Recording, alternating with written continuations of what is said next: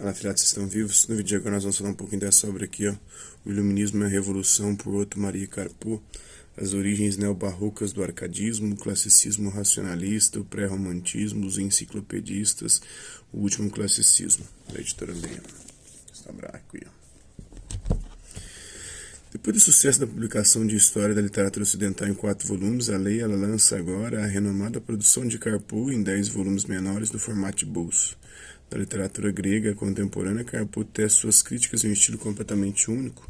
Seu tão aclamado eruditismo nos leva ao conhecimento dos mais importantes autores da literatura ocidental. Neste volume, o Rococó, a Arcádia e a poesia anacreôntica, o teatro da restauração, a ópera, o libertinismo literário e os livre-pensadores, o século de Voltaire, o pré-romantismo, a poesia da noite e dos túmulos, o romance epistolar e gótico, o sentimentalismo e o antissentimentalismo, os enciclopedistas, o classicismo alemão, Alfieri, Chenier, Jane Austen, Thomas Hobbes, John Locke, Jonathan Swift, Alexander Pope, James Thomson, William Collins, Thomas Gray, George Crabbe, William Cooper, William Blake, Robert Burns, Lawrence Stern, Marquês de Sade, Diderot, Goethe, Immanuel Kant, a literatura em língua portuguesa, o do Bocage, o Tomás Antônio Gonzaga, o Antônio José da Silva, o judeu. Esse é um pouquinho do que você pode encontrar aqui nessa obra. Agora vamos à obra em si. Tem a apresentação que tem em todos, né? Vamos ao Rococó, capítulo 1.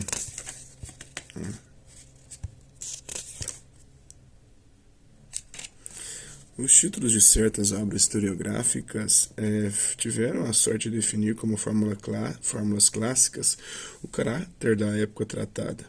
O Outono da Idade Média, de Jan Huizinga, definiu para sempre a feição crepuscular do gótico flamboyant do século XV, caso oposto ao caráter primaveril dos anos entre 1680 e 1715, que minaram ideologicamente o reinado de Luís XIV, o Rei Sol, pondo termo ao barroco e preparando a Ilustração.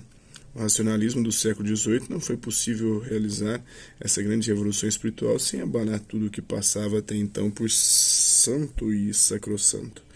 Havia uma grande crise nas consciências, uma crise de renovação e fertilização.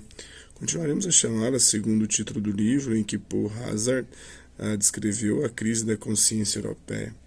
A França marchando à la tête de la civilisation de 1680 transformou quase de repente em objeto de mudanças operadas no estrangeiro, especialmente na Holanda e na Inglaterra, fato que coincide com a mudança da sorte nas guerras do Grande Rei contra as chamadas potências marítimas. Essa expressão, lugar comum da linguagem diplomática do século XVIII, indica bem a origem do poderio holandês e inglês no comércio e imperialismo coloniais. E essa expansão não deixou de alargar os horizontes espirituais. O encontro com as civilizações indiana e chinesa teve efeitos semelhantes à renovação da ciência historiográfica através das grandes coleções de documentos de Muratori. Começou-se a duvidar da infalibilidade dos historiadores antigos, menos exatos, e do valor absoluto da civilização ocidental. A estrutura dogmática do estilo de pensar, como a Idade Média, a Renascença e o Barroco, começou a desmoronar-se.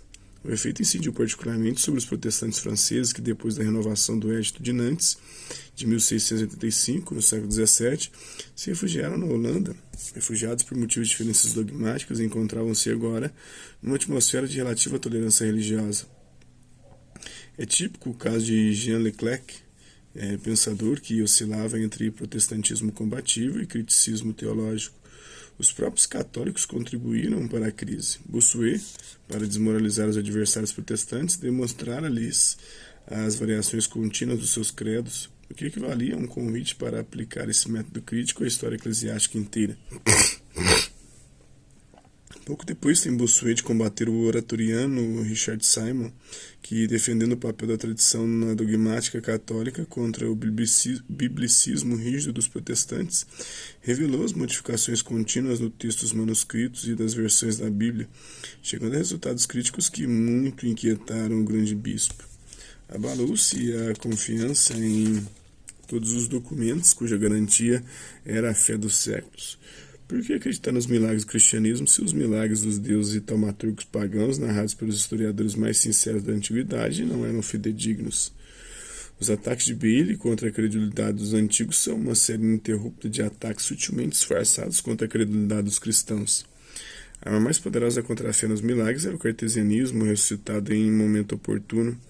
A autonomia do mundo físico, independente, segundo Descartes, das intervenções do mundo espiritual, significa separação nítida entre acontecimentos astronômicos geográficos e acontecimentos históricos.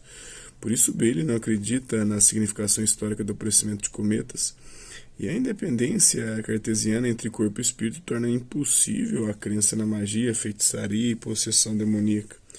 Extingue-se a crença em bruxas e o teólogo holandês Balthasar Bekker explica como caso de tratamento psicoterapêutico as histórias de exorcismo no Evangelho. Agora é difícil admitir a intervenção direta de Deus nos negócios terrestres. O conceito da lei científica já exclui os milagres físicos. Sommerdan e Boerhaave descobrem leis de valor igual na biologia. Newton descobre até uma lei de validade cósmica, a da gravitação entre os corpos celestes. A ideia de lei da natureza é a nova segurança abalada por aquele relativismo geográfico histórico. O homem se sente outra vez em casa no universo bem policiado, contando que o próprio dono da casa não intervenha de maneira arbitrária, destruindo as leis por ele mesmo ditadas. Deus é reduzido à condição de legislador sem direito de modificar a legislação vigente. O relojeiro que deu corda no relógio e deixou de funcionar por si mesmo.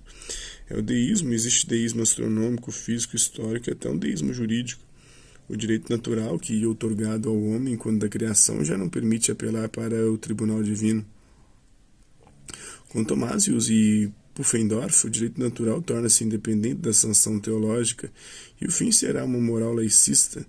As possibilidades do aperfeiçoamento humano são consideradas limitadas e na moral social de Mandeville aparecem os próprios vícios admitidos dentro dos limites de um equilíbrio, como úteis à sociedade, promovendo-lhe o progresso pela competição dos egoísmos. Onde fica, pois, o pecado original? Durante todo o século XVIII, os últimos jansenistas lutam contra o otimismo pelagiano da doutrina que afirma que o homem é bom. Lutam, porém, num posto perdido. De Shaftesbury a Rousseau proclamar-se-á com entusiasmo cada vez maior o direito do homem à felicidade terrestre, e as aplicações técnicas da ciência já prometem um paraíso futuro. Reaparecem as utopias, aparecem as leis e convenções absurdas de um mundo caduco, do mundo medieval barroco, que acredita-se na breve extinção dos últimos vestígios do irracionalismo aristocrático e eclesiástico e na racionalização perfeita da vida.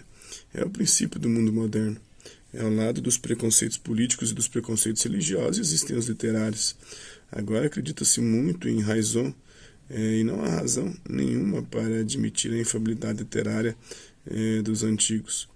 Um dos primeiros céticos fora Alessandro Tassoni, que nos Pensieri di Versi, já em 1612, ousou afirmar a superioridade de Ariosto e Tasso sobre Homero e Virgílio.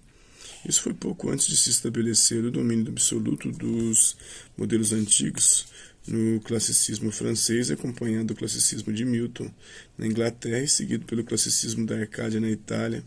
Com a crise de la consciência européenne, desperta novamente o orgulho literário dos modernos.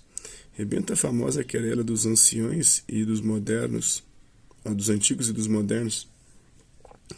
O culto unilateral dos antigos impediria o progresso do qual o século já dera provas magníficas. Em 27 de janeiro de 1687, Charles Perrault leu na Academia Francesa um poema, o século de Luís o Grande, no qual comparou a sua própria época do imperador Augusto, afirmando a superioridade dos grandes escritores franceses sobre os antigos. Nas paralelas dos antigos e dos modernos, Perrault, de 1688 a 1697, Perrault elogiou Racine, La Fontaine, Pascal, Boileau, à custa de Sófocles, Esopo, Platão e Horácio, e teve a audácia de falar em defeitos de Homero. Os próprios elogiados não concordaram com o revolucionário, agrupando-se em torno de Boileau, que respondeu com violência agressiva. O argumento razoável de que os gregos e romanos não eram gente diferente de nós, outros, e de que a natureza humana é capaz de realizar as mesmas coisas em todos os tempos, Boileau pôs insultos a respeito do mau gosto e da ignorância de Perrault, de modo que este pôde replicar. Nous dirons toujours des raisons e diront toujours des injures. Então é isso aí, isso é um pouquinho dessa obra. Espero que vocês tenham gostado do vídeo. Quem curtiu, dá um like. Quem não curtiu, dá um dislike. Quem se interessar pelo conteúdo do canal, é só se inscrever, ativar o sininho, guardar os próximos vídeos, as próximas notificações.